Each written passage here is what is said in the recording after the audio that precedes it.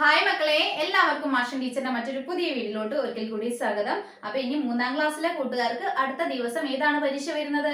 മലയാളം ആണല്ലേ. അപ്പൊ നമുക്ക് ഇപ്പൊ ഒരുപാട് പരീക്ഷകൾ കഴിഞ്ഞിട്ടുണ്ട്. അപ്പൊ ഒത്തിരി കൂട്ടുകാരുണ്ട് മെസ്സേജ് അയക്കുന്ന ടീച്ചറെ, എക്സാം ഒക്കെ വളരെ ഈസി ആയിരുന്നു, ടീച്ചറുടെ ക്ലാസ് യൂസ്ഫുൾ ആയി എന്നുള്ളതൊക്കെ. അപ്പൊ കമന്റ്സ് ഒക്കെ കണ്ടപ്പോൾ ടീച്ചർക്ക് ഒത്തിരി സന്തോഷമുണ്ട് കേട്ടോ. അപ്പൊ ഇന്ന് ടീച്ചർ എത്തിയിട്ടുള്ളത് എന്തിനു വേണ്ടിയിട്ടാണ്? മക്കളുടെ അടുത്ത ദിവസത്തെ മലയാളം പരീക്ഷയ്ക്ക് യൂസ്ഫുൾ ആവുന്ന കുറച്ച് കാര്യങ്ങളൊക്കെ പറഞ്ഞു തരാനായിട്ടാണ് കേട്ടോ. ഓക്കെ മക്കളെ, അപ്പൊ നമുക്ക് വേഗം നമ്മുടെ ക്ലാസ്സിലോട്ട് പോവാല്ലേ. അതിലോട്ട് പോകുന്നതിന് മുന്നേയായിട്ട് നമ്മുടെ ചാനൽ ആദ്യമായിട്ട് കാണുന്ന ഏതെങ്കിലും കൂട്ടുകാരുണ്ടെങ്കിൽ ചാനൽ ഒന്ന് സബ്സ്ക്രൈബ് ചെയ്യാനും വീഡിയോ മക്കൾക്ക് യൂസ്ഫുൾ ആയിട്ട് തോന്നുകയാണെങ്കിൽ നിങ്ങളുടെ മറ്റു കൂട്ടുകാർ കൂടി ഷെയർ ചെയ്ത് കൊടുക്കാനായിട്ട് മറക്കരുത് കേട്ടോ. ഓക്കെ മക്കളെ, മക്കൾക്ക് പ്രതീക്ഷിക്കാവുന്ന ഒരു ചോദ്യം എന്ന് പറയുന്നത് ഒരു കഥാഭാഗം വായിക്കാനായിട്ട് തരും. എന്നിട്ട് അതുമായിട്ട് ബന്ധപ്പെടുത്തിയിട്ട് ഒരു 5 ക്വസ്റ്റ്യൻസ് ഉണ്ടായിരിക്കും കേട്ടോ. അപ്പൊ ഈ 5 ചോദ്യങ്ങളുടെ ഉത്തരം നമുക്ക് എവിടെ തന്നെ കിട്ടും? നമുക്ക് വായിക്കാനായിട്ട് തന്നിട്ടുള്ള ആ ഒരു കഥാഭാഗത്ത് തന്നെ ഉണ്ടായിരിക്കും കേട്ടോ. മക്കൾ എന്ത് ചെയ്താൽ മതി? ഒരു 2 പ്രാവശ്യമെങ്കിലും തന്നിട്ടുള്ള ആ ഒരു ഭാഗം വായിച്ചു നോക്കുക കേട്ടോ. അത് എങ്ങനെയാ ചോദ്യം വരികയെന്ന് വെച്ചാൽ മക്കൾക്ക് ഏതെങ്കിലും ഒരു പദം തരും. എന്നിട്ട് ആ പദത്തിന്റെ അർത്ഥം വരുന്ന ഏത് പദമാണ് നിങ്ങളുടെ കഥയിൽ ഉപയോഗിച്ചത് എന്ന് ചോദിക്കും കേട്ടോ. അപ്പൊ അത് മക്കൾക്ക് എന്ത് ചെയ്യാം? ആ ഒരു വാക്ക് വായിച്ചു നോക്കിയാൽ തന്നെ നിങ്ങൾക്ക് അതിന്റെ ആശയം മനസ്സിലാവും. അപ്പൊ അതുമായിട്ട് ബന്ധപ്പെടുത്തിയിട്ടുള്ള ഏത് പദമാണ് കഥയിൽ ഉള്ളത് എന്നുള്ളത് ഒരിക്കൽ കൂടി ഒന്ന് വായിച്ചു നോക്കുക കേട്ടോ. കഥാഭാഗം വായിച്ചു നോക്കുക.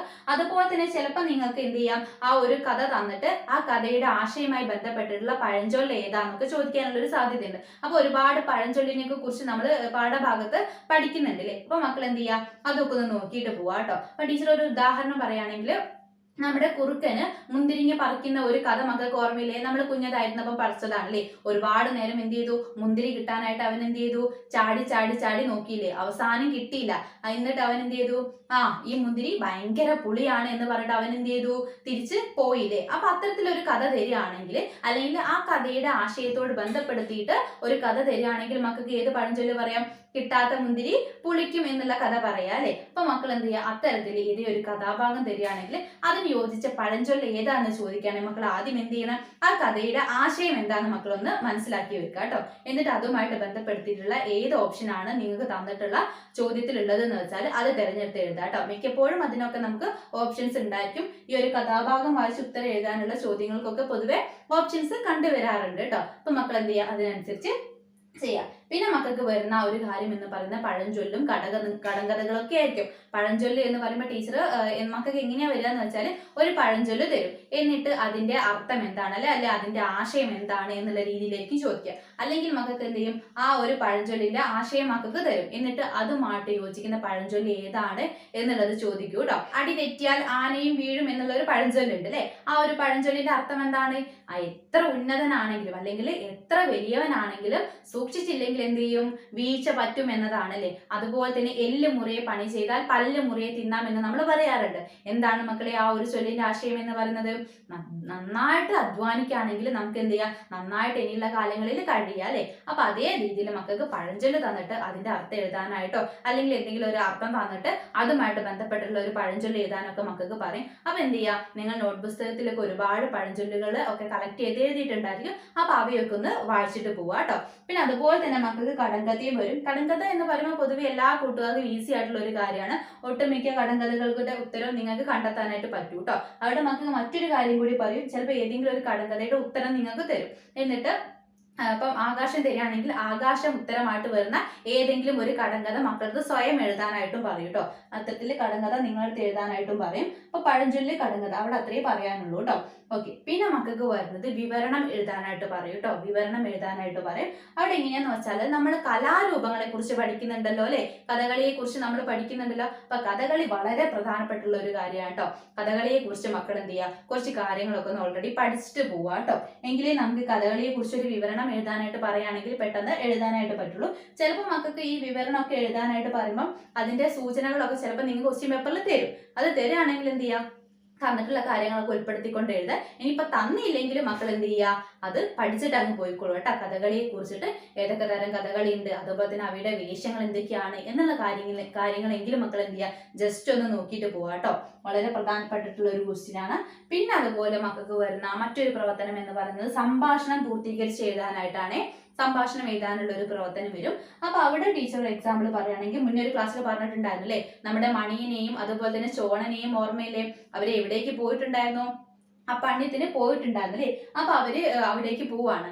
പോയി എന്ത് ചെയ്തു, അവർ അവിടുന്ന് ഒരുപാട് പലഹാരങ്ങൾ കഴിച്ചു. അതിന് പലഹാരങ്ങൾ കഴിച്ച് അവർ തിരിച്ച് വീട്ടിലേക്ക് വരുന്ന സമയത്ത് അവർ തമ്മിൽ സംസാരിക്കാൻ ഇടയുള്ളതോ അല്ലെങ്കിൽ അവർ അപ്പാണ്യത്തിന് പോകുന്ന സമയത്ത് അവർ തമ്മിൽ സംസാരിക്കാൻ ഇടയുള്ളയോ അങ്ങനെ എന്തെങ്കിലുമൊക്കെ പറഞ്ഞിട്ട് ഒരു സംഭാഷണം എഴുതാനായിട്ട് പറയൂ കേട്ടോ. അപ്പം അപ്പാണ്യത്തിന് പോകുന്ന സമയത്താണെങ്കിൽ അവൻ എന്തിനെ കുറിച്ചായിരിക്കും സംസാരിച്ചിട്ടുണ്ടായിരിക്കാം? അവിടെയുള്ള പലഹാരങ്ങളെ കുറിച്ചിട്ടായിരിക്കും സംസാരിച്ചിട്ടുണ്ടായിരിക്കും അല്ലേ. അവർക്ക് ഇഷ്ടമുള്ള പലഹാരങ്ങളും അതുപോലെ തന്നെ മധുരമുള്ള പലഹാരങ്ങൾ ഏതൊക്കെയാണെന്നും അങ്ങനെ ഒരുപാട് കാര്യങ്ങളൊക്കെ അവര് സംസാരിച്ചിട്ടുണ്ടായിരിക്കും അല്ലേ. അപ്പൊ അത്തരം കാര്യങ്ങളൊക്കെ എന്ത് ചെയ്യാ മക്കളൊന്ന് നോക്കിയിട്ട് പോവാ കേട്ടോ. ഓക്കെ, പിന്നെ അതുപോലെ തന്നെ പലഹാരത്തിന്റെ കാര്യം പറഞ്ഞപ്പോഴാണ് മറ്റൊരു ചോദ്യം കൂടി വരാനുള്ള ഒരു സാധ്യതയുണ്ട്. മക്കളടുത്ത് ചിലപ്പം ഏതെങ്കിലും ഒരു പലഹാരത്തിനെ കുറിച്ച് ചെറിയൊരു കുറിപ്പ് എഴുതാനായിട്ട് പറയാനുള്ള ഒരു സാധ്യതയുണ്ട് കേട്ടോ. അപ്പൊ മക്കൾ എന്ത് ചെയ്യുക, നിങ്ങൾക്ക് ഇഷ്ടപ്പെട്ട ഏതെങ്കിലും ഒരു പലഹാരത്തിനെ കുറിച്ചിട്ട് എഴുതി പഠിക്കുക കേട്ടോ. ഇനി നിങ്ങൾക്ക് ഇഷ്ടപ്പെട്ട പലഹാരം ഉണ്ടാക്കാനായിട്ടോ അല്ലെങ്കിൽ അതിനെക്കുറിച്ച് കുറിപ്പ് എഴുതാനൊക്കെ ഒരുപാടുണ്ടെങ്കിൽ മക്കൾ എന്ത് ചെയ്യുക, ഏതെങ്കിലും ഒരു ചെറിയ പലഹാരത്തെ കുറിച്ചിട്ട് എന്ത് ചെയ്യുക, കുറച്ച് കാര്യങ്ങളൊക്കെ എഴുതാനായിട്ട് പഠിക്കുക കേട്ടോ. ഓക്കെ, അപ്പൊ നിങ്ങൾക്ക് ഇഷ്ടപ്പെട്ട പലഹാരത്തെ കുറിച്ചിട്ട് ഒരു കുറിപ്പ് എഴുതാനായിട്ടുണ്ടായിരിക്കും. പിന്നെ അതുപോലെ തന്നെ മകൾക്ക് ഉണ്ടാവാൻ സാധ്യതയുള്ള ഒരു കാര്യം എന്ന് പറയുന്നത് പത്രവാർത്ത തയ്യാറാക്കാനായിട്ട് ചിലപ്പോൾ ഒരു ചോദ്യം ഉണ്ടായിരിക്കും കേട്ടോ. പത്രവാർത്ത തയ്യാറാക്കാനായിട്ട്. അപ്പൊ എങ്ങനെയാണ് മക്കളെ ഒരു പത്രവാർത്ത തയ്യാറാക്കുക? ഒരു പത്രവാർത്ത തയ്യാറാക്കുമ്പോൾ എന്ത് നമ്മൾ കൊടുക്കണം? അതിന് യോജിച്ചൊരു ഹെഡ്ലൈൻ കൊടുക്കണം അല്ലെ, ഒരു തലക്കെട്ട് കൊടുക്കണം. അപ്പൊ എന്തിനെ കുറിച്ചിട്ടാണോ മക്കളെടുത്ത് പത്രവാർത്ത തയ്യാറാക്കാനായിട്ട് പറഞ്ഞത് ആ കാര്യം ആദ്യം മനസ്സിലാക്കുക. എന്നിട്ട് ആ വാർത്തയോട് യോജിക്കുന്ന രീതിയിലുള്ള ഒരു തലക്കെട്ട് കൊടുക്കുക കേട്ടോ. അതുപോലെ തന്നെ പത്രവാർത്ത തയ്യാറാക്കുമ്പോൾ മക്കൾ എന്ത് കാര്യം കൂടി ശ്രദ്ധിക്കണം? അത് ഏത് സ്ഥലത്താണ് നടക്കുന്നത് എന്നുള്ള കാര്യം കൂടി ശ്രദ്ധിക്കണം അല്ലെ. എന്നിട്ട് ആ സ്ഥലപ്പേര് മക്കൾ എന്ത് ചെയ്യണം, ഈ വാർത്ത തുടങ്ങുന്നതിന് മുന്നേ ആയിട്ട് കൊടുക്കണം കേട്ടോ. അപ്പൊ ആ രണ്ട് കാര്യങ്ങൾ ശ്രദ്ധിക്കുക. ഒന്നെന്താണ്, ഒരു തലക്കെട്ട് കൊടുക്കണം. അതുപോലെ തന്നെ എവിടെയാണ് ഈ ഒരു സംഭവം നടന്നത് എന്നുള്ള കാര്യവും എവിടെ ഉൾപ്പെടുത്തണം മക്കളെ? പത്രവാർത്ത വരുന്ന സമയത്ത് എഴുതണം കേട്ടോ. ഓക്കെ, പിന്നെ മക്കൾക്ക് വരാൻ സാധ്യതയുള്ള ഒരു ക്വസ്റ്റ്യൻ എന്ന് പറയുന്നത് അനുഭവക്കുറിപ്പ് തയ്യാറാക്കാനാണ്. അത് നമുക്ക് നമ്മുടെ മണിയനെയും ചോണനെയുമായിട്ട് ബന്ധപ്പെടുത്തിയിട്ട് തന്നെ പറയാം. എന്താണെന്ന് വെച്ചാൽ നമ്മുടെ മണിയനും ചോണനും കൂടി അപ്പാണ്യത്തിന് പോയിട്ടുണ്ടായിരുന്നല്ലോ. അപ്പൊ അന്നത്തെ ദിവസം അവർക്ക് ആർക്കെങ്കിലും ഒരാൾക്ക് എന്തൊക്കെ അനുഭവങ്ങൾ ഉണ്ടായിരിക്കും ആ കാര്യങ്ങളെല്ലാം ഉൾപ്പെടുത്തിയിട്ട് എന്തൊക്കെ ഉണ്ടായിരിക്കും മക്കളെ?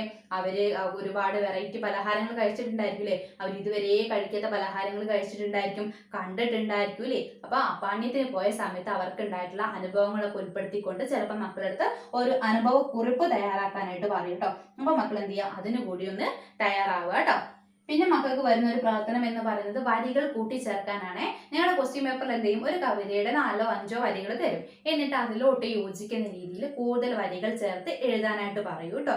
അപ്പൊ മക്കൾ എന്ത് ചെയ്യാം, നിങ്ങൾ ആദ്യം ചെയ്യേണ്ടത് നിങ്ങൾക്ക് തന്നിട്ടുള്ള കവിത നോക്കിയിട്ട് അതിൽ ഏതൊക്കെ വരികളാണ് റിപ്പീറ്റ് ചെയ്ത് വീണ്ടും എഴുതാനായിട്ട് പറ്റുന്നത് എന്ന് നോക്കുക കേട്ടോ. എന്നിട്ട് അത്തരം വരികൾ കണ്ടെത്തിയിട്ട് അത് ആദ്യം എഴുതി വെക്കുക. ചിലപ്പോൾ മിക്കപ്പോഴും നമുക്ക് 2 വരികൾ വീണ്ടും റിപ്പീറ്റ് ചെയ്ത് എഴുതാൻ പറ്റുന്ന വരികളാണ്. അപ്പൊ അത് എഴുതി വെച്ചിട്ട് പിന്നീടുള്ള വരികൾ മാത്രം എന്ത് ചെയ്യാം മക്കൾ ചേർക്കാനായിട്ട് നോക്കുക കേട്ടോ. ഇനി അതല്ല എനിക്ക് സ്വയം എഴുതാനായിട്ട് പറ്റും, നമ്മുടെ ക്വസ്റ്റ്യൻ പേപ്പറിലെ വരികളൊന്നും എനിക്ക് ആവശ്യമില്ല, എനിക്ക് ഒറ്റയ്ക്ക് എഴുതാനായിട്ട് പറ്റും എന്നുള്ള കൂട്ടുകാരുണ്ടെങ്കിൽ എന്ത് ചെയ്യുക, അവർ പുതുതായിട്ടുള്ള വരികളൊക്കെ ചേർത്ത് എഴുതുക കേട്ടോ. എങ്ങനെ എഴുതിയാലും മക്കൾക്ക് എന്ത് ചെയ്യും, നല്ല മാർക്ക് തന്നെ കിട്ടും കേട്ടോ. അപ്പൊ വരികൾ ചേർത്ത് എഴുതാനായിട്ടുള്ള ഒരു പ്രവർത്തനം ഉണ്ടായിരിക്കും. അതുപോലെ തന്നെ പിന്നെ മക്കൾക്ക് ഉണ്ടാവുന്ന ഒരു കാര്യം എന്ന് പറയുന്നത് കഥ പൂർത്തിയാക്കാനായിട്ടുണ്ടായിരിക്കും കേട്ടോ. അത് നമുക്ക് എന്ത് ചെയ്യും, ഒരു കഥയുടെ ഒരു ആദ്യത്തെ കുറച്ച് ഭാഗം മക്കൾക്ക് തരും. എന്നിട്ട് പിന്നീട് എന്ത് സംഭവിച്ചു എന്നുള്ളത് മക്കളടുത്ത് കണ്ടെത്തിയിട്ട് കഥ പൂർത്തിയാക്കാനായിട്ട് പറയൂ കേട്ടോ. അപ്പൊ മക്കൾ എന്ത് ചെയ്യുക, തന്നിട്ടുള്ള ഭാഗം നന്നായിട്ട് വായിച്ചു നോക്കുക. അപ്പൊ പിന്നീട് എന്ത് സംഭവിച്ചിട്ടുണ്ടായിരിക്കും എന്നുള്ളത് മക്കൾ എന്ത് ചെയ്യുക, ആദ്യം ഒന്ന് മനസ്സിൽ ആലോചിച്ചിട്ട് അതൊന്ന് പറഞ്ഞു നോക്കുക കേട്ടോ. അതിനുശേഷം എന്ത് ചെയ്യുക, കഥാഭാഗം എഴുതുക കേട്ടോ. ഓക്കെ മക്കളെ, അപ്പൊ ഇത്രയും കാര്യങ്ങളൊക്കെയാണ് കൂട്ടുകാർ മലയാളവുമായിട്ട് ബന്ധപ്പെടുത്തിയിട്ട് പഠിക്കേണ്ടത്. അപ്പൊ ടീച്ചർ ഇന്ന് പറഞ്ഞിട്ടുള്ള കാര്യങ്ങളൊക്കെ എന്ത് ചെയ്യുക, നന്നായിട്ട് നോക്കുക കേട്ടോ. എന്നിട്ട് നല്ല രീതിയിൽ തന്നെ നിങ്ങളുടെ അടുത്ത ദിവസത്തെ എക്സാമിന് വേണ്ടി തയ്യാറാവുക. ഓക്കെ മക്കളെ, അപ്പൊ ഇന്നത്തെ വീഡിയോ യൂസ്ഫുൾ ആയിട്ടുണ്ടാവുമെന്ന് വിചാരിക്കുകയാണ്. എല്ലാവരും നന്നായിട്ട് തന്നെ എക്സാമിന് വേണ്ടി തയ്യാറെടുക്കുക കേട്ടോ. മറ്റൊരു പുതിയ വീഡിയോയുമായിട്ട് നമുക്ക് വീണ്ടും കാണാം.